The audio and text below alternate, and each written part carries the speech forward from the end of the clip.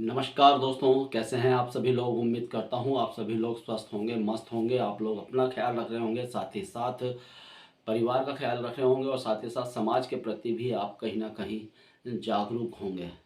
दोस्तों, आज कोटद्वार की 3 खबरों पर हम बात करेंगे। और बात करने से पहले आपको बता दूं कि जल्द ही मेरे 10,000 सब्सक्राइबर यूट्यूब में होने वाले हैं। इन सब के लिए आप सभी लोगों की बहुत महत्वपूर्ण भूमिका है। जिस प्रकार से आप मेरे वीडियोस पर लगातार कमेंट करते हैं और वीडियो देखते भी हैं, तो इसी प्रकार से आप देखते रहिए और लगातार वीडियो पर कमेंट भी किया कीजिए। अपने विचारों को जरूर रखा कीजिए। लाइक का बटन दोस्तों दबाया कीजिए। और आपकी जानकारी के लिए बता दूं कि 10,000 सब्सक्राइबर जब मेरे हो जाएंगे तो मैं अपना एक नया चैनल कानवा नगरी इंटरटेनमेंट लेकर आऊँगा, जिसमें मैं आपको बहुत सी दूसरी चीज़ें, ये हमारा न्यूज़ चैनल है, इसमें खबरों से संबंधित चीज़ें चलेंगी और उसमें एंटरटेनमेंट से संबंधित चीज़ें मैं आप लोगों के बीच पर लेकर आऊँगा। तो दोस्तों, आप लोग बने रहिएगा और आज बात करेंगे कोटद्वार की 3 खबरों पर। दोस्तों, सबसे बड़ी खबर जो कि आपने सुना होगा, देखा होगा लगातार कि किस प्रकार से लालढांग से जो रिखणी खाल जो एक बस जा रही थी बिरोखाल के पास, सिमड़ी बैंड के पास, बस गहरी खाई में गिर जाती है। 500 मीटर नीचे खाई बताई जा रहा है और उसमें 45 से 50 लोग उसमें सवार थे। और जिस प्रकार से वो दर्दनाक हादसा हुआ है दशहरे से एक दिन पहले, तो बहुत बड़ा वो हादसा है। और उस हादसे की गूंज आपको पता ही है कि विधानसभा तक उसकी गूंज गई है। उत्तराखंड के मुख्यमंत्री पुष्कर सिंह धामी घटनास्थल पर गए थे, साथ ही साथ बेस हॉस्पिटल कोटद्वार जहां पर घायलों को लाया गया था वहां पर भी आए थे। और जिस प्रकार से उम्मीद पुष्कर सिंह धामी जी से थी, उस प्रकार से वो उम्मीदों पर खरे नहीं उतरे हैं। हम वहाँ पर सुबह से थे और जब सुबह से सिर्फ मैंने वहाँ पर बीजेपी के एक जो पीआरओ है रितु खंडूरी जी के, जो कि विधायिका विधानसभा अध्यक्ष हैं, उनके जो पीआरओ मनी राम शर्मा जी को मैंने देखा था। लेकिन जैसे ही खबर लगी कि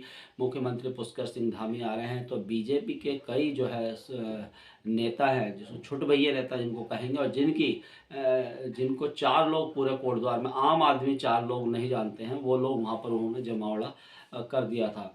और पुष्कर सिंह धामी जी जिस प्रकार से आए थे, तो पुष्कर सिंह धामी जी से उम्मीदें जिस प्रकार से लोगों को थी, वहाँ पर जो परिजनों को थी, वो उम्मीद पर खरे नहीं उतरे। ढंग से उन्होंने पत्रकारों से भी बात नहीं की और साथ ही साथ परिजनों से भी नहीं मिले। कई परिजनों से हमारी बातें हुई हैं, उनका यही कहना था कि पुष्कर सिंह धामी से जैसे उम्मीद थी, कम से कम उनको थोड़ा सा समय देना था। मुश्किल से वो 10 मिनट में उन्होंने पूरा सब कुछ पूरा जो है मरीजों को देखकर, घायलों को देखकर आ गए थे 10 मिनट में। आप लगाइए कि हेलीकॉप्टर का उनका खर्चा, आने जाने का, पुलिस बल तैनात किया, किस प्रकार से चाक चौबंद व्यवस्थाएं, और वो सिर्फ 10 मिनट में उन्होंने अपने काम की जो है इतिश्री कर ली। और कई परिजन वहाँ पर ये कह रहे थे कि हमसे बातें करते कुछ, उनको ढांढस बंधाना चाहिए था।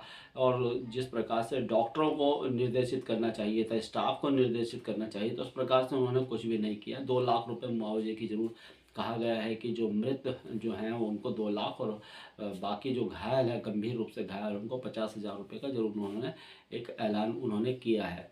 लेकिन बेस हॉस्पिटल कोटद्वार पर लगातार बातें होती हैं, लगातार बात होती है कि बेस हॉस्पिटल कोटद्वार का रेफर सेंटर बनकर रह गया है।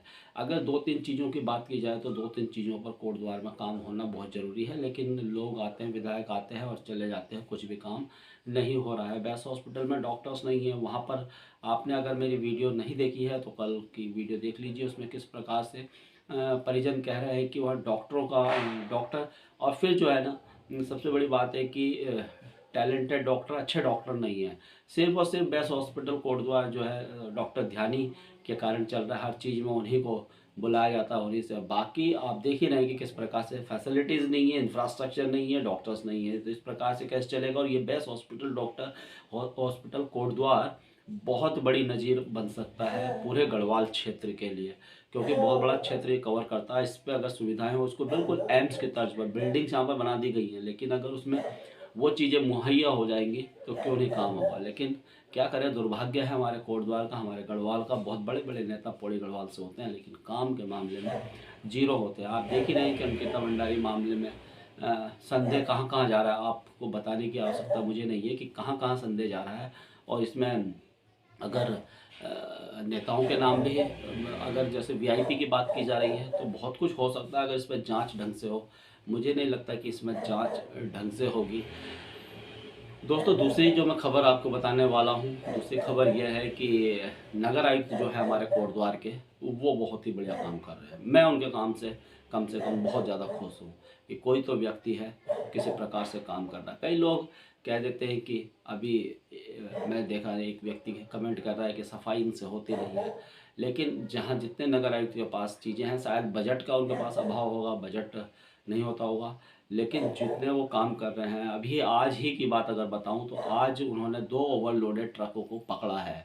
और जो काम आरटीओ कोटद्वार को करना चाहिए, आरटीओ कोटद्वार परिवहन विभाग तो इतना निकम्मा, इतना नालायक विभाग है कोटद्वार का कि जिसकी कोई हद नहीं है।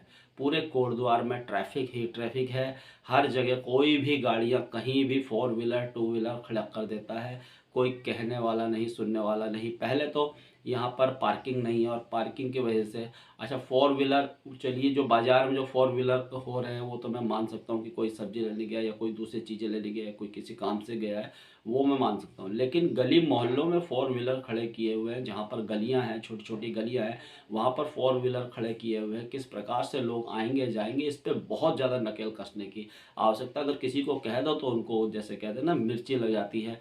गलत चीज़ों पर अगर कुछ बोल दो तो कोटद्वार में इस प्रकार से होता है। लेकिन परिवहन विभाग एकदम निकम्मा विभाग कोटद्वार का है, कुछ भी काम नहीं। अगर मैं आपको बता दूं कि आप अगर कोटद्वार जैसे रेड लाइट से आप आते हैं, इधर से आते हैं रेड लाइट से झंडा चौक आते हैं और सीधा गाड़ी घाट की तरफ जाते हैं, जूनियर हाई स्कूल है, वहाँ पर लाइन से 4 व्हीलर खड़े होते हैं, उन सब का चालान करना चाहिए। उसके बिल्कुल ठीक नीचे नीचे आप जाते हैं, ट्रैक्टर गाड़ी घाट के इधर आपको मिलेंगे, ट्रैक्टर मिलेंगे, ट्रक मिलेंगे, कहीं भी कोई भी खड़ा कर देता है, क्योंकि सब पैसे दे रहे हैं, कोई 50 100 200 500 रुपये दे रहे हैं और बस इनको क्या है, पैसे से मतलब है और क्या करना है इन्होंने। पुलिस वाले ऐसी हैं, देखिए कोड़िया बैरियर पर किस प्रकार से चेकिंग होती है।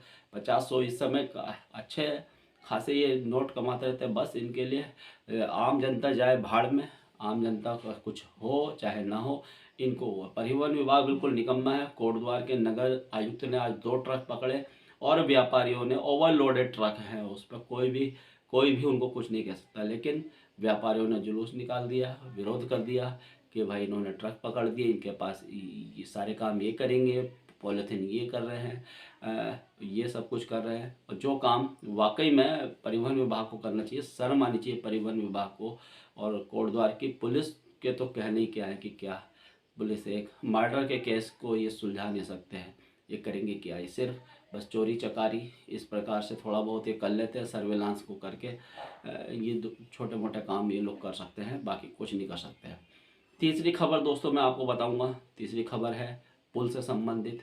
कोटद्वार से भाबर की जो लाइफ लाइन है, 1 से ज़्यादा महीने का समय हो गया है इस पुल को, लेकिन अभी तक वहाँ पर कुछ भी काम नहीं हुआ। उसी प्रकार से लोग वहाँ से जा रहे हैं और कितना बड़ा वो एरिया कवर करते हैं, तो वो देखने वाली बात है। लेकिन इसमें ये बहुत बड़ी गलती जो है लोगों की है। लोगों की गलती ये है कि अभी तक 1.25 महीने का समय हो गया, मैंने 50 लोगों को खड़ा हुआ वहाँ नहीं देखा कि एक आंदोलन, एक विरोध स्वरूप उन्होंने कहा।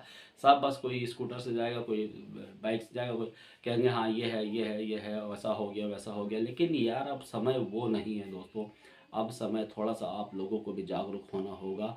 हमें अगर वोट करते हैं हम, तो साथ ही साथ समय निकालना होगा, हफ्ते में 1 या 1 घंटे हमें इन समस्याओं के लिए सबको मुखर होकर आवाज़ उठानी पड़ेगी।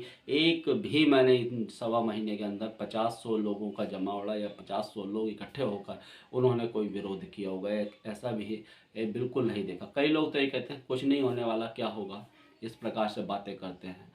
तो दोस्तों ये 3 खबरें थी, तीनों खबरों पर मैंने अपनी राय दी। और जाते जाते एक बार फिर आपको बता दूं कि मेरा चैनल आप लोग सब्सक्राइब कर दिया कीजिएगा, वीडियो को लाइक का बटन जरूर दबाया कीजिएगा। सब्सक्राइब करने के बाद बेल आइकन है, जो घंटी का जो बटन है उसको दबा देना है। उसके दबा देने के बाद ऑल जो आए, जब ऑल लिखा हुआ आता है तो उसको ऑल वाले पे दबा देना है और मेरे वीडियो आप लोग तक पहुंच जाएंगे। साथ ही साथ 10,000 सब्सक्राइबर जब मेरे हो जाएंगे तो मैं कण्व नगरी इंटरटेनमेंट के नाम से एक नया यूट्यूब चैनल आप लोगों के बीच में लेके आऊँगा, और जिसमें इंटरटेनमेंट से संबंधित चीज़ें होंगी, चाहे शादियों के ब्लॉग जैसे जिसको कहते हैं कि ब्लॉग्स कहते हैं वो होंगे, और कई प्रकार के चैलेंजेस, बहुत ही फ़नी वो मेरा वीडियो होगा। और उसमें इंटरटेनमेंट से संबंधित, फिल्म से संबंधित, क्रिकेट से संबंधित या दूसरी चीज़ें से संबंधित वो वीडियो मैं उसमें अपलोड करूँगा। तब तक के लिए दोस्तों धन्यवाद। जय हिंद, जय भारत, जय उत्तराखंड।